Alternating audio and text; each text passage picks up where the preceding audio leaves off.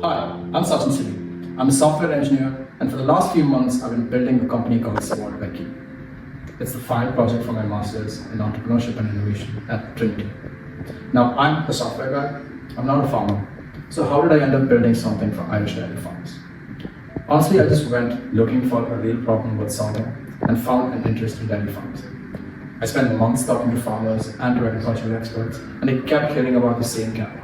And once I saw it, I couldn't unsee it. So let me show you what I found. Let's start with the problem. Picture a dairy farmer standing in a field, trying to work out how much fertilizer to spread. The right answer comes down to one thing. What is the natural nitrogen absorption capacity of that paddock? And that depends on clover, because clover makes its own fertilizer naturally straight out of the air. So the more clover you've got, the less you need to add. So how does the farmer know how much clover is there? He looks at it and he guesses. And here's the thing that really got me. There's a whole industry built to measure this farmer's grass. And none of them focuses enough on the quality of the grass present, which is important data that the decisions depend on. Let me explain why this matters so much right now. Around 7,000 Irish farms run under something called the nitrates derogation, and the vast majority of them are dairy. These are the most intensive farms in the country, and between them, they produce roughly 2/3 of Ireland's milk. In plain English, the derogation lets them keep more cows on their land than the standard EU limit allows. In return, they have to follow a set of strict rules, including keeping their chemical fertilizers down, and prove that they're doing it year after year. And if they lose that permission, Target reckons that their income could fall anywhere between 14 to nearly 40%. For a lot of these farms, that's not just a bad year, that's the end of the farm. And this is exactly where clover comes in. A good field of clover pulls around 100 kilos of nitrogen out of the air per hectare every year. That's fertilizer farmer doesn't have to buy and doesn't have to spread. So clover isn't just nice to have anymore, it has become one of the things the whole system leans on. And here's the problem I kept hearing on farm after farm. Every decision clover should drive is being made blind. One consultant I spoke to who advises several hundreds of farmers put in a single line: high clover percentage, use less fertilizer; low clover percentage, sow more clover into the field. And both of those decisions today are either made by the eye or using a plate meter, which takes a long time. And for a farmer, time is money. So the decision matters, the money matters, and nobody measures the quality factors effectively. Why not? Because the whole industry has been built to measure one half of the problem.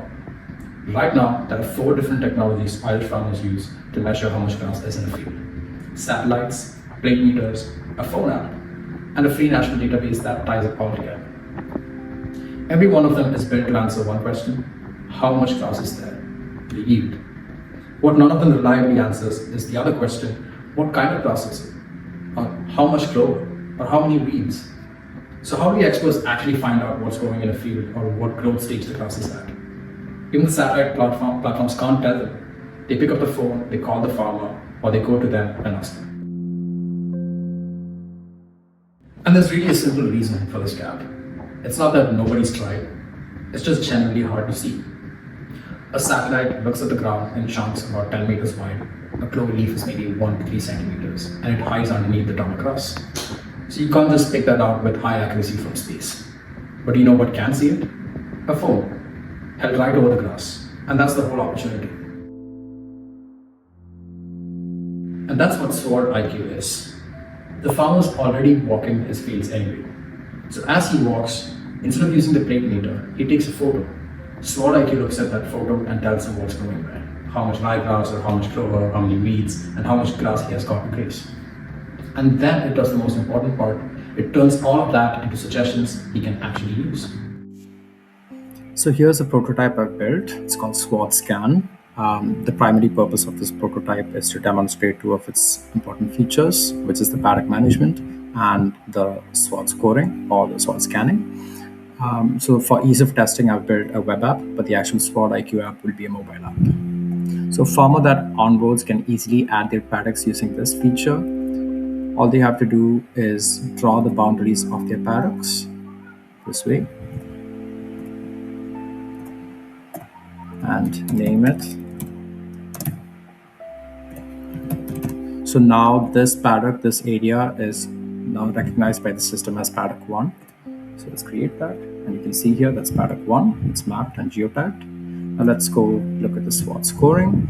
Now here, the farmer can then upload any images from their phone. Let's say he's uploading it for paddock 1. So in SwardIQ app, since it's geotagged, it will automatically recognize the farmer's location and say it's in paddock 1. And let's see what the analysis says. Right, so it says that it's ready to graze. It's got a good estimated biomass, but the clover coverage is very low. And it recommends an overseed. It says that this field is mainly broadleaf herbs, which is correct. It was an image of broadleaf herbs. And there's also an AI analysis. Right? It says that it is within the target, the SwardIQ 6, which is good. However, given the high proportion of broadleaf herbs, which can contribute significantly to biomass at lower heights, the overall healthy appearance, the paddock is ready for grazing. So the recommendation is to graze. Right, so now let's try a different image. This time I'll upload an image of white clover. And select another paddock and let's say 9 centimeter height. Let's see what it says now.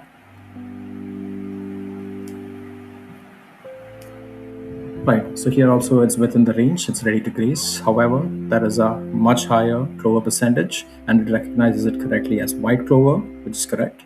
Now 65% white clover is the highest, some of the highest covers.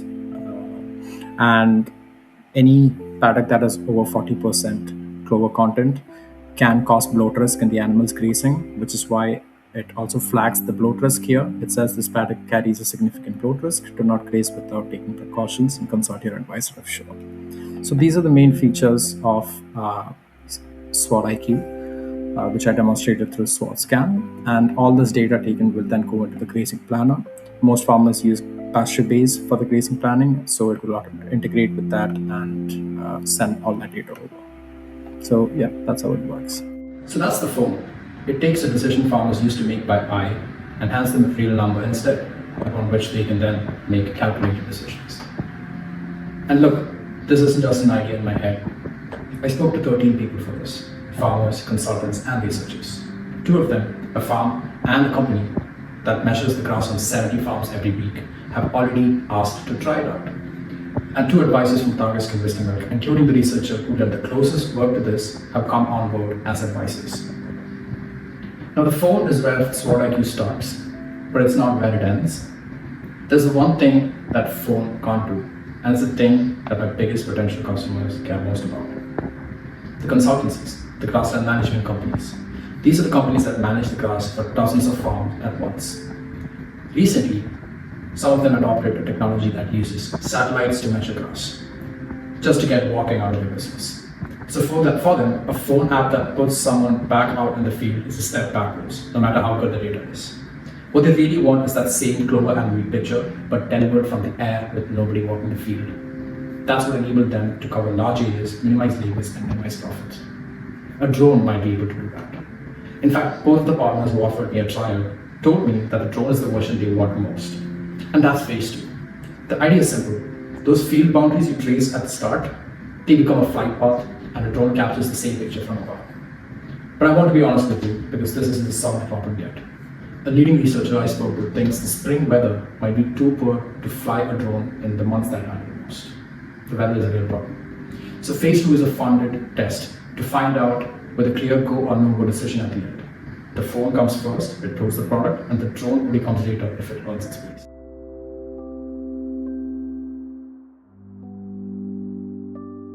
Remember that farmer I started with, standing in his field, looking at the grass and guessing? With SwardIQ, he doesn't have to guess anymore. He takes one photo and he knows. A phone in his hand today, a drone over his field tomorrow, and one simple idea behind both of them. No farmer should ever have to guess what's growing under his field. That's SwardIQ. Thank you.